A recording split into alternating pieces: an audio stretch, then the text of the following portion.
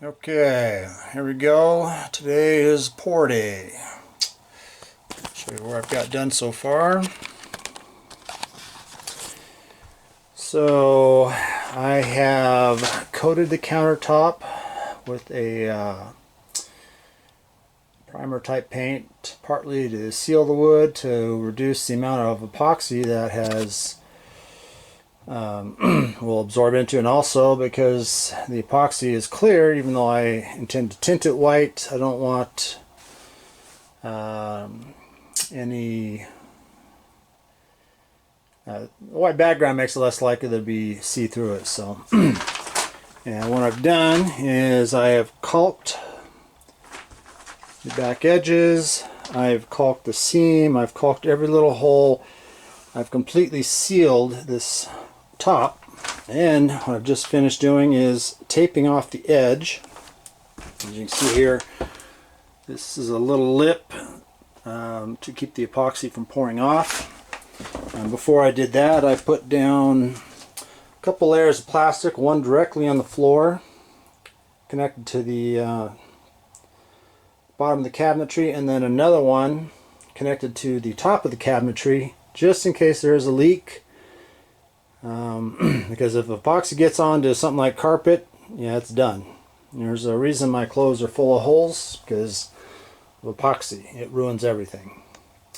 So I am going to mix up my epoxy. I thought I had more of it. No, I don't. This is all I have, so hopefully this will work. For my color or tint, I am going to use this appliance epoxy enamel. You can mix other stuff in with epoxy to color it, including just plain Rust-Oleum lacquer paint. But I happen to have this can of gloss white. It's epoxy, so I'm going to just mix that right in and help increase my quantity. Hopefully this should be enough to do this whole countertop. I'm going to get that mixed and we'll get started. Okay, so I have poured the two parts of epoxy together, the hardener into the resin, and hopefully this works. This stuff is pretty old. Man, is it old. Pretty thick. You gotta mix it thoroughly. If you do not mix your epoxy thoroughly, it won't cure evenly, or may not cure at all.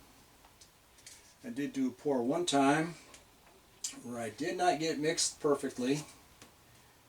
It was my first countertop I ever tried to do, and the one back corner did not have enough hardener to the resin, and it never hardened up. It was constantly tacky, sticky. Fortunately, it was my first. It was an experiment, and I learned a lesson. Mix your epoxy well.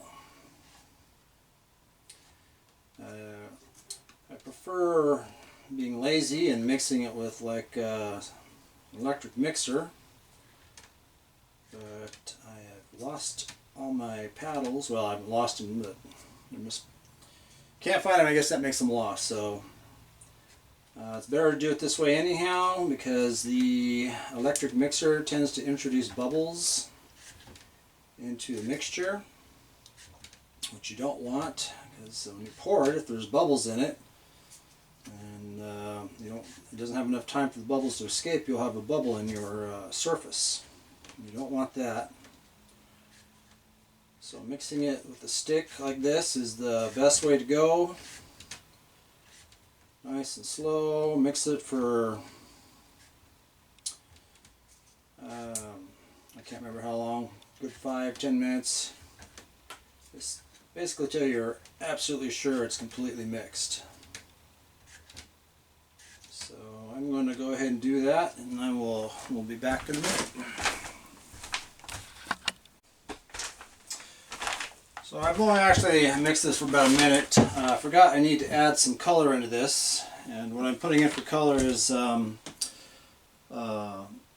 white epoxy enamel. This is normally used for like painting appliances. You don't have to use an epoxy enamel. You can just use some rattle can like Rust-Oleum. And I'm probably using some of that for my coloring agent. But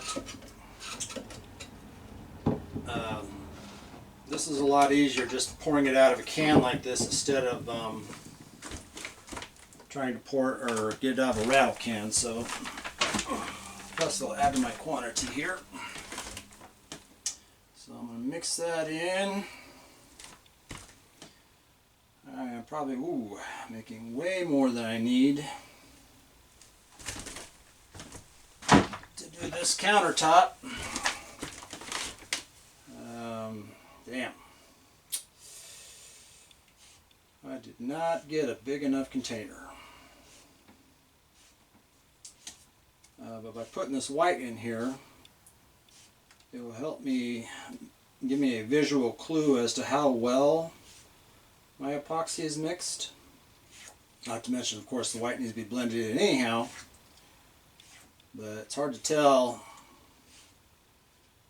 when something is translucent how well it's mixed. The white is a nice, so you can see in the bottom down here, the white versus the translucent. So it's a nice visual clue as to how well I've got it mixed. So I'm going to go ahead and mix this for a few minutes and then start pouring and see what kind of mess I can make. Okay, I've mixed this for a few minutes now, so I'm going to go ahead and pour some of it out and see what happens.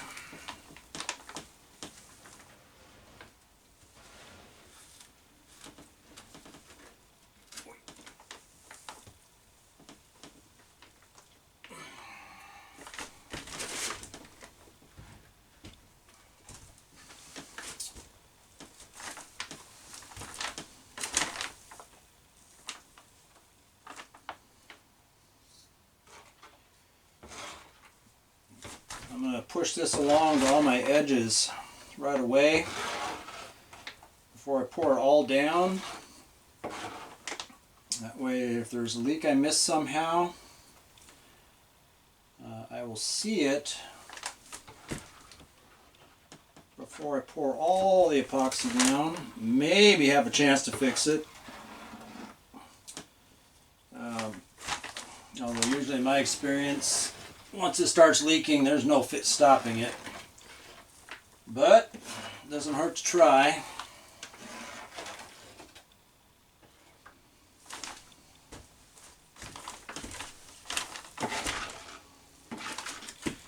And I'm actually most concerned with this front edge where the tape is, because depending on the amount of pressure put on it by the epoxy, it can push the tape away from the seam. And that's where you can't stop it.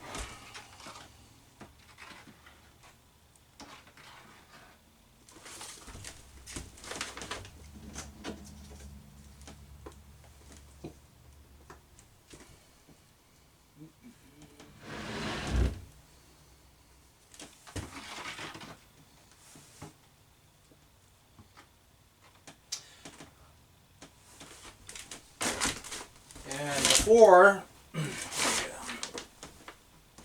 move this camera just a smidge.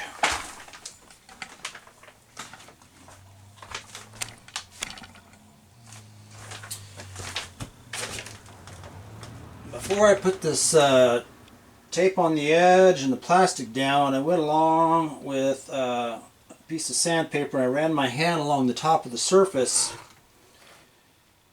feeling for any bumps. Now, it doesn't have to be perfectly smooth because this epoxy is self-leveling and will fill in the gaps. What you don't want is anything sticking up past, what the thickness of the epoxy is. And I'm not sure, I'm hoping this will be about an 1/8 inch thick when it's all poured. So if you run your hand along the countertop and you find something that's an 1/8 inch higher than the rest of the surface, that's going to stick up through your epoxy and you won't have a nice smooth finish.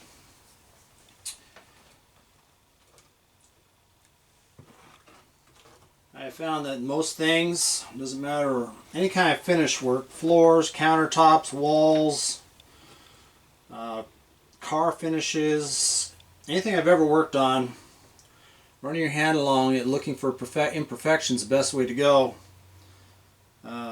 Anytime you're doing finish work, it's the prep work that is really key to how it's going to turn out in the end. Doesn't matter how good a paint you put on a car, if there's the surface you're putting it on isn't perfect, that shows right through the paint. So prep work is everything.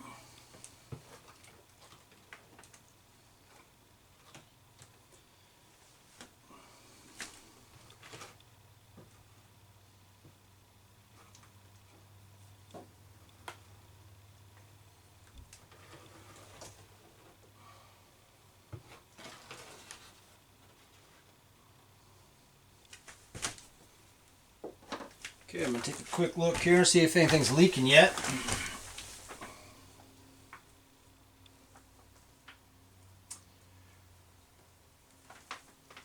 So far so good. I'll pour a little more epoxy on there.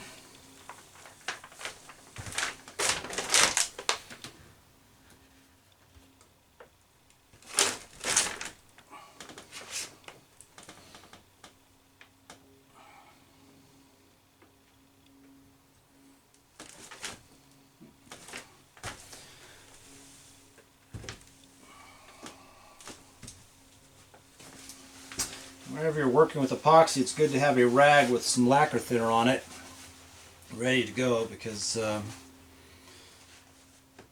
sticks to everything.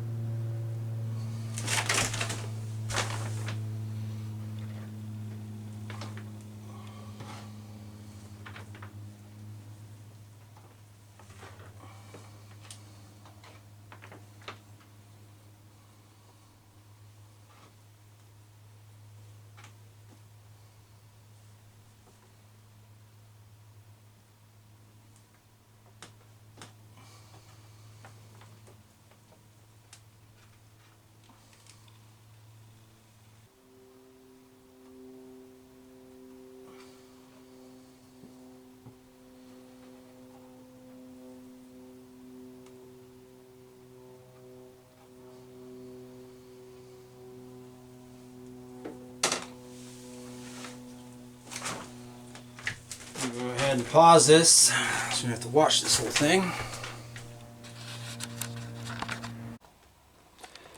Well, here we are so far. No big leaks yet.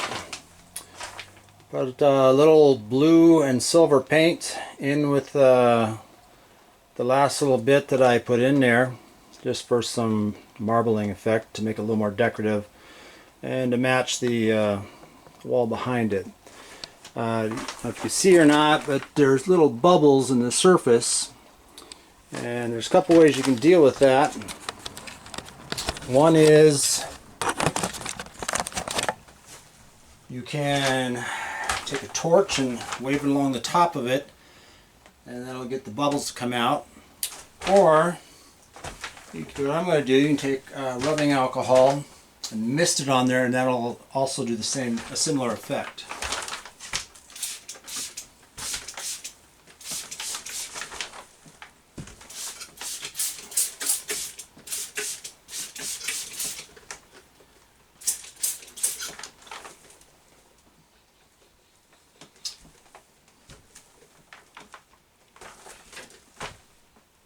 Basically, it has something to do with surface tension, and the rubbing alcohol allows those little bubbles to come up to the top. So I'm going to keep an eye on this and watch for any leaks, and hopefully if there are any I can fix them. And other than that, this is I got to sit for about 24 hours before it finally hardens up at all. So we'll see how that turns out.